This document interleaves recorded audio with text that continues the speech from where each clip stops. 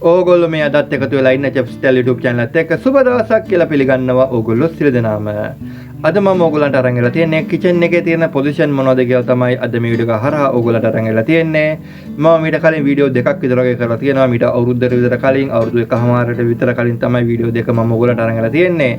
දැන් chef style YouTube channel එකේ සබ්ස්ක්‍රයිබර්ස්ලා 22000කට වඩා වැඩි පිරිසක් ඉන්නවා. ඒ නිසා මම කල්පනා කරුවා ඕගොල්ලන්ට නැවත වතාවක් අලුත් ඔඩියන්ස් එකට මේ වගේ වීඩියෝ එකක් අරන් එන්න ඕන කියලා. ඒ නිසා තමයි මේ වගේ වීඩියෝ එකක් අරන් ආවේ.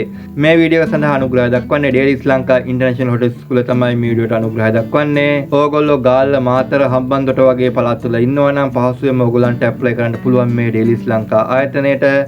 ඉතාමත්ම සාධාරණ මුදලකට ඕගොල්ලන්ට ප්‍රොෆෙෂනල් චෙෆ් කෙනෙක් වෙන්න පුළුවන්.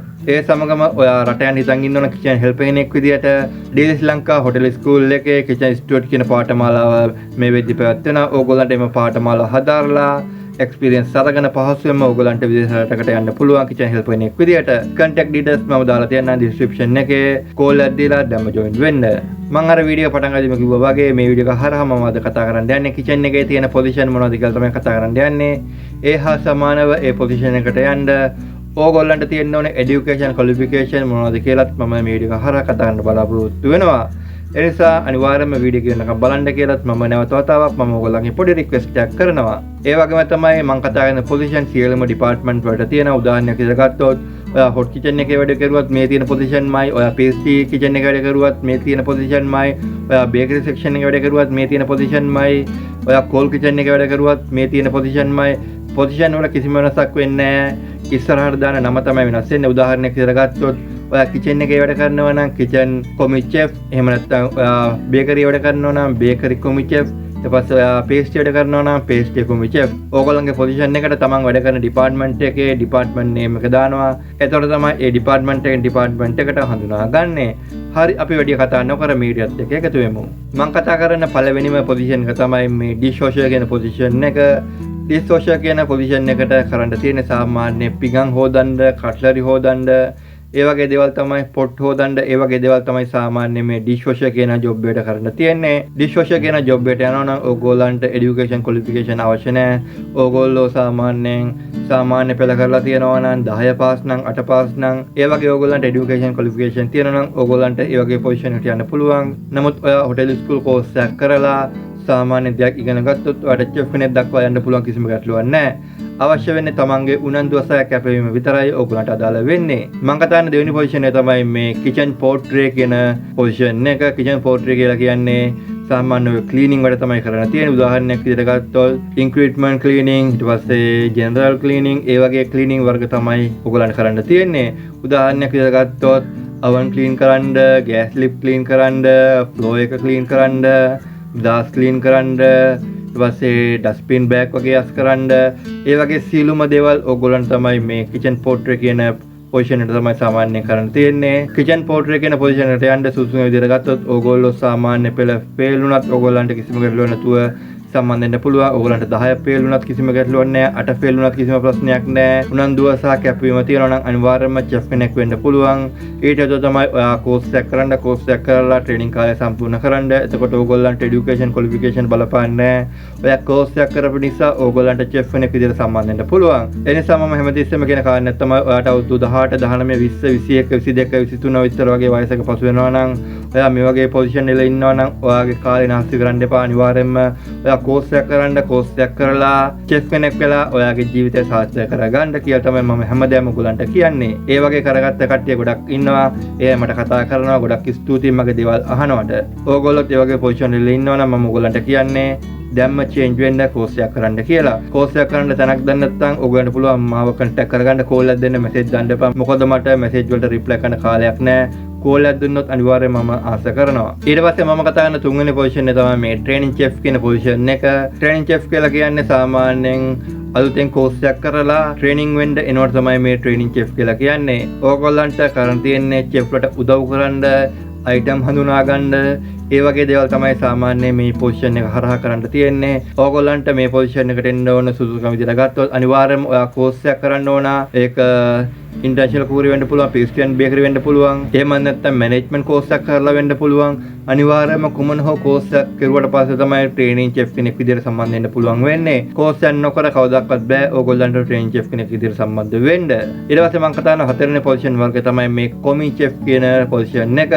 කොමි චෙෆ් වලට සාමාන්‍යයෙන් ජූනියර් චෙෆ් විදිහට හඳුන්වනවා. කොමි චෙෆ්ලා වර්ග තුනක් ඉන්නවා. පළවෙනිම කොමි එක තමයි මේ තර්ඩ් කොමි, ඊට පස්සේ දෙවෙනි කොමි එක තමයි මේ සෙකන්ඩ් කොමි, තුන්වෙනි කොමි එක තමයි මේ ෆස්ට් කොමි. ඕගොල්ලෝ කුමන හෝ ආයතනයක කෝස් එකක් කරලා ට්‍රේනින් කාලය සම්පූර්ණ කරුවට පස්සේ ඉස්සෙල්ලාම චෙෆ් කෙනෙක් විදිහට බඳව ගන්න මේ තර්ඩ් කොමි කියන පොසිෂන් එකට.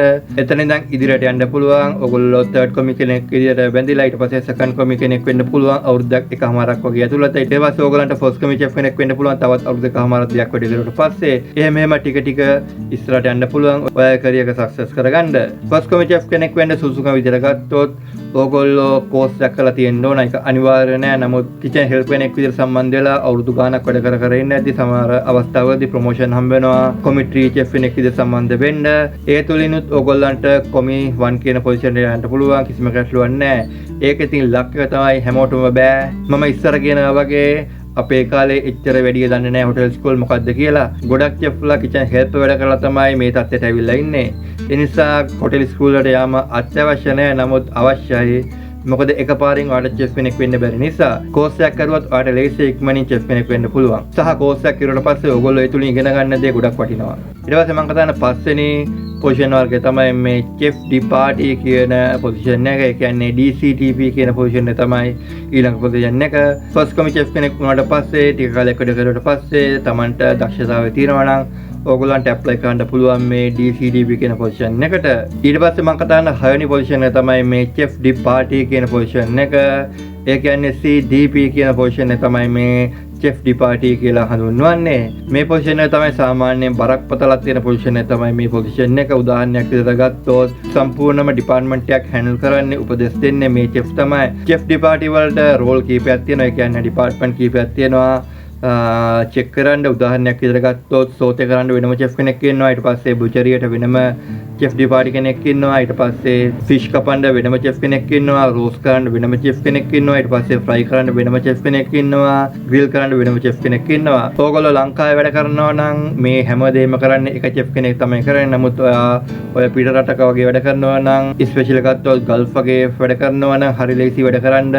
මොකද හැමදේටම එක චෙෆ් කෙනෙක් ඉන්නවා. ඊට පස්සේ මම කතා කරන 7 වෙනි පොසිෂන් එක තමයි මේ සූ චෙෆ් කියන පොසිෂන් එක. සූ චෙෆ් කියන පොසිෂන් එක ඉතාමත්ම වැදගත් පොසිෂන් එකක්. මෙයා තමයි සම්පූර්ණම ඩිපාර්ට්මන්ට් එකක වගකීම බාරගන්නේ. උදාහරණයක් විදිහට ගත්තොත් මේ චෙෆ් තමයි සියලුම දේවල් හැන්ඩල් කරන්නේ. උදාහරණයක් විදිහට ගත්තොත් රෝස්ටර් හදන්නේ, ඩියුටිස් දාන්නේ, මොනවද මෙනු වගේ දේවල් ප්ලෑන් කරන්නේ. ඒ වගේ දේවල් සියලුම දේවල් කරන්නේ මේ සූ චෙෆ් තමයි. ඕගොල්ලෝ සූ චෙෆ් කෙනෙක් වෙන්න හිතන් ඉන්නවා නම් අනිවාර්යයෙන්ම এডুকেෂන් ක්වොලිෆිකේෂන් තියෙන්න ඕන.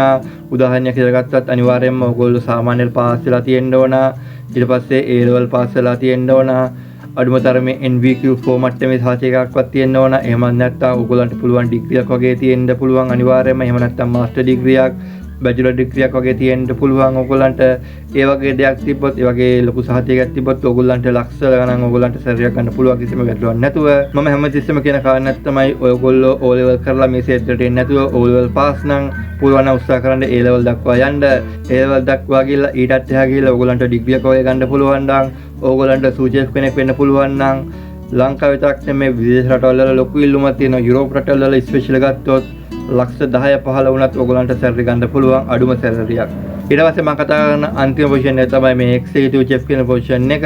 එක්සිකියුටිව් චෙෆ් කෙනෙක් වෙන්න අනිවාර්යයෙන්ම ඕගොල්ලන්ට අවුරුදු 10ක 15ක එක්ස්පීරියන්ස් එකක් තියෙන්න ඕන අඩුම තරමින්. ඊට අමතරව ඕගොල්ලන්ට NVQ ෆෝමැට් එකේ සාහිත්‍යයක්වත් අඩුම තරමේ තියෙන්න ඕන. ඊට අමතරව ඩිග්‍රියක්, මැනේජ්මන්ට් ඩිග්‍රියක්, ඊට පස්සේ බැචලර් ඩිග්‍රියක්, මාස්ටර් ඩිග්‍රියක් වගේ තියෙනවා නම් කිසිම ගැටලුවක් නැහැ. ලක්ෂ 15 20 දක්වා ඕගොල්ලන්ට සැරයක් ගන්න පුළුවන්. ලංකාවේ නෙමෙයි මම කියන්නේ යුරෝප රටවල වල, ගල්ෆ් රටවල වල වුණත් අනිවාර්යයෙන්ම ලොකු ඉල්ලුමක් තියෙනවා ලංකාවේ එක්සිකියුටිව් චෙෆ්ලාට. මම හැමතිස්සෙම කියන කාරණාවක් තමයි හැමතිස්සෙම උත්සාහ කරන්න අලුත් දෙයක් ඉගෙන ගන්න.